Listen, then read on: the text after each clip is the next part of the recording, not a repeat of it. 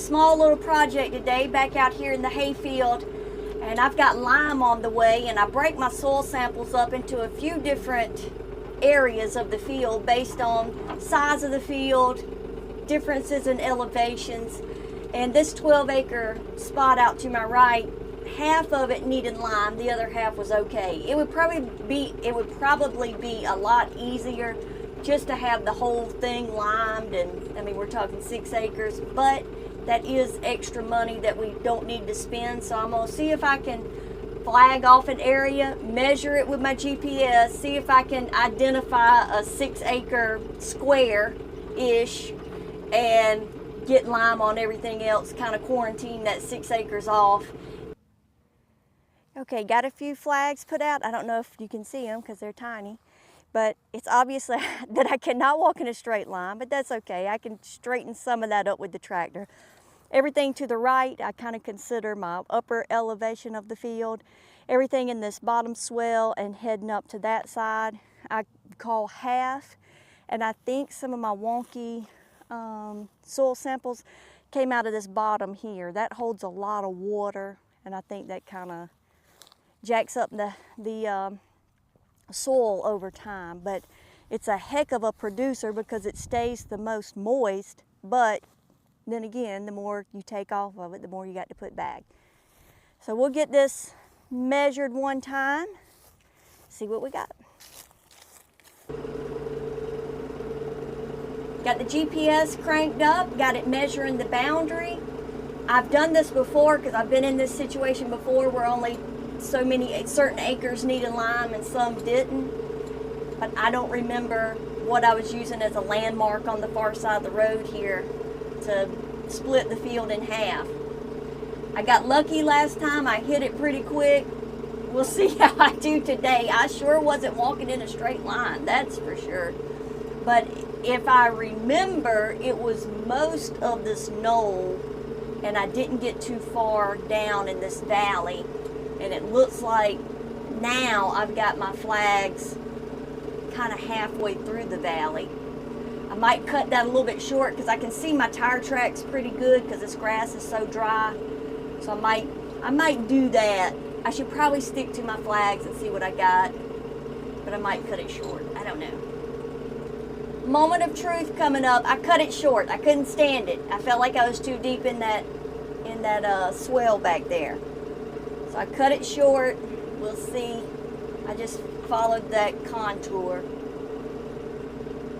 Probably all wrong. We're about to hit it.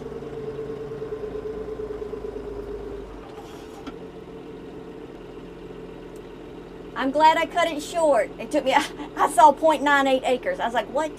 6.24 acres. So I can actually cut it short a smidgy more. Pretty close. Not too bad. Second measurement's almost done. I had to pull over to this little corner to start because I forgot to hit record with my GPS. So we're about to see what we got. 5.97. We'll take it. I think that will do. I got a flag back here that was way out of line, so I'm going to go pick it up just so it's not ultra confusing. It's already the squiggliest line ever. I don't need it to be absolutely ridiculous. So let's go get that. Simple job done. I'm glad that only took one real adjustment to get everything on track. And as I'm walking around out here thinking about the field, I kind of know where half of things are, where different landmarks, if that's what you want to call them, where they are. I can see them, but if it's your first time in the field, you don't see them. Woo! GPS just jumped off the dash. So I think about the folks that spread fertilizer and lime and litter and whatever else, their first time going into a field, and the list of landmarks that they've gotten. You know, the tree with the fork, the double rock, the taller terrace compared to the smaller terrace, because that's the language that we use. Me and my dad used to cut hay all over the place, and it would only take one time in the field and he and I would start using that language. We could identify things like that. But if it's your first time there, you don't have a clue.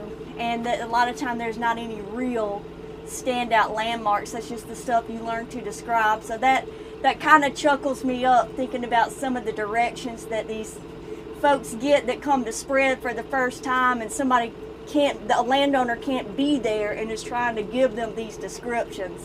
It's only a language that we could appreciate, and it really is kind of funny in itself. All right, guys, we jumped right from lime right into burning season. Got the lime put down a few days ago. All that went great. And let me show you the green up on these fields. I feel sure the camera can pick that up. I mean, this stuff has gone nuts. You can see the height of the grass. It has really jumped. We had 3 or 4 days of 80 degrees, and all this grass just erupted. And I've been trying to hold out to do my burn. I do it closer to the end of March. This is March 13th, I believe. And this grass is just wild. So I'm gonna do cleanup today, get the leaves blown back from the edges, get my fire break put down.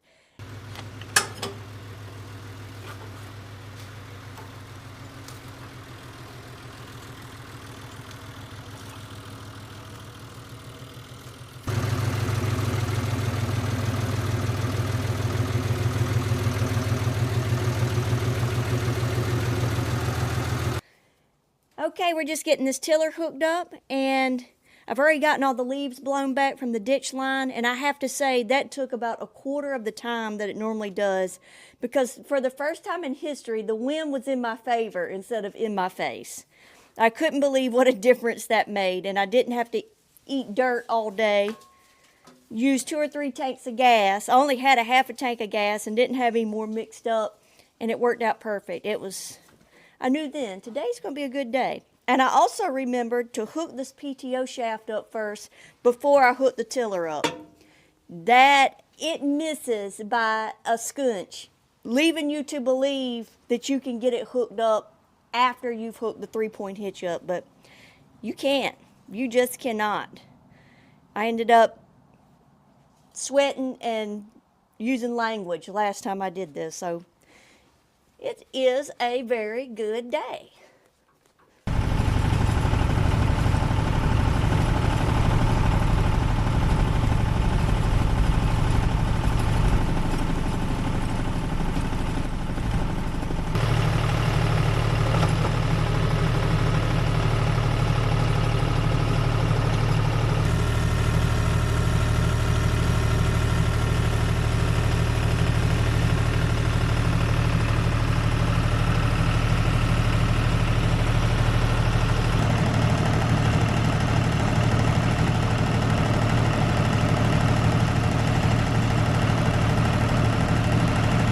So today's the day. This is when all the fun stuff happens. There's already a haze in the air from all the controlled burns going on statewide. Unfortunately, we're going to have to add to that just a little bit. It's going to be poor smoke dispersion today. There's only going to be about a 2-mile-per-hour driving wind heading towards the northeast. So I've already called and apologized to all the neighbors. Number 1, let them know we're burning so nobody gets excited. And number 2, I'm sorry, but it's going to be so smoky. It's going to make this event look like it's lasting longer than what it really does, because these fields burn up in minutes, but that smoke is going to hang out for a bit. And on my to-do list this morning, I'm going to go around my fields one more time with the tiller, refluff those fire breaks, and I got a few more leaves I want to blow back. I thought I was satisfied with it, but seeing how we really don't have any wind to kind of get them burned up quick, they're just going to sit and smolder. More than likely, I want to get them pushed back just a little bit more into the field and away from the edges. So I got a few hours before everybody shows up. I'm going to go burn some of this nervous energy, and we'll be ready to rock and roll.